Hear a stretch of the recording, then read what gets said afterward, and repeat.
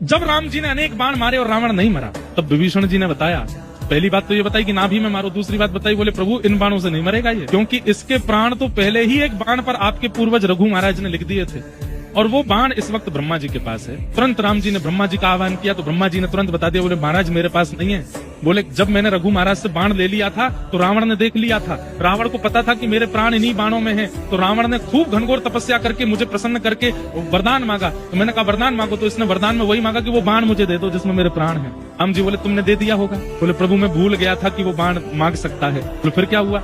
बोले वो बाण ले जाकर के इसने लंका में कहीं छुपाया है, अब वो नहीं पता कहाँ है। राम जी चिंता में बैठे, बोले रावण मर नहीं रहा है, इसका तो एक बाण में प्राण है। हनुमान जी महाराज आए, बोले भगवान कितना भी बड़ा राक्षस हो, कितना भी बड़ा धनवान व्यक्ति हो, कितना भी बड़ा बुद्धिमान व्यक्ति हो, वो अपनी गोपनीय से गोपनीय चीज किसी को नहीं बताता सिवाय अपनी पत्नी के, तो विशेष रूप से तब जब पत्नी भोली हो, सीधी हो। हनुमान जी महाराज की बुद्धि की पराकाष्ठा हनुमान चालीसा में सब बोलते हैं, उनसे बुद्धि विवेक की कामना हम लोग करते हैं, उन जैसा बुद्धिमान कौन होगा।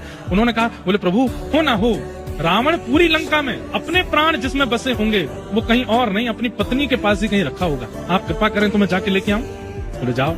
तो हनुमान जी ने एक बटुक ब्राह्मण का रूप बनाया, पहुंच गए मंदोदरी के पास। अब मंदोदरी तो रो रही थी, रो करके बस प्रार्थना कर रही थी, हे महादेव मेरे पति की रक्षा करो, मैंने सुना है इतने बाण राम जी ने चला दिए, अभी तक तो सब ठीक है, कृपा करके मेरे पति की रक्षा करो। इतने में ही हनुमान जी आ गए ब्राह्मण का रूप धारण करके। मंदोदरी के पास जैसे ही पहुंचे तो ब्राह्मण देख करके और चरण पकड़े, हे विप्र देवता आप मेरे पतिदेव को आशीष दीजिए ना, उनका बाल बांका ना हो, ये राम जी तो भगवान है, ये उसको उनको मार ही देंगे, मेरा सुहाग चला जाएगा, कृपा कीजिए ना। देवी तुम क्यों रोती हो? अरे तुम भूल गई क्या? हनुमान जी ऐसे बात कर रहे हैं जैसे इनको सब पता है। तुम भूल गई क्या? क्या एक बाण है जिसमें रावण के प्राण बसते हैं और वो बाण यहीं लंका में ही उसने छुपा रखा, जब तक वो बाण नहीं मिलेगा तब तक राम जी इसको कैसे मार देंगे। ये तो हो गई थी हजारों साल पुरानी बात। मंदोदरी बोले अरे हाँ वो बाण तो मेरे ही भवन में रखा है। हनुमान जी बोले पता तो चल गया है, एग्जैक्ट हाउस नंबर और पता चल जाए, वो कैसे पता चलेगा। हनुमान जी ने एक तकनीक बताई, बोले सुनो देवी, बाण तुम्हारे भवन में है, ये बात बस मैं और तुम जानते हैं, लेकिन देवी अगर तुम चाहती हो कि रावण की रक्षा हो, अपने उस भवन में जाओ, पुष्प अक्षत चंदन माला लेकर के जाओ, जहां पर वो बाण रखा है वहां पर पुष्प चढ़ा देना, अक्षत चढ़ा देना, आरती कर देना, और जब तक ये युद्ध चल रहा है उस स्थान का पूजन करती ही रहना। एक भी क्षण के लिए वो पुष्प अक्षत चंदन से विहीन नहीं होना चाहिए स्थान, नहीं तो कोई भी उस बाण का वहां से हरण कर लेगा। और मंदोदरी बोली मैं अभी जाती हूँ। हनुमान जी बोले जाओ, अब मैं भी मक्खी बन के आऊं पीछे। हनुमान जी लेक्से से बन गए, मंदोदरी गई थाली सजा करके अपने निज भवन में।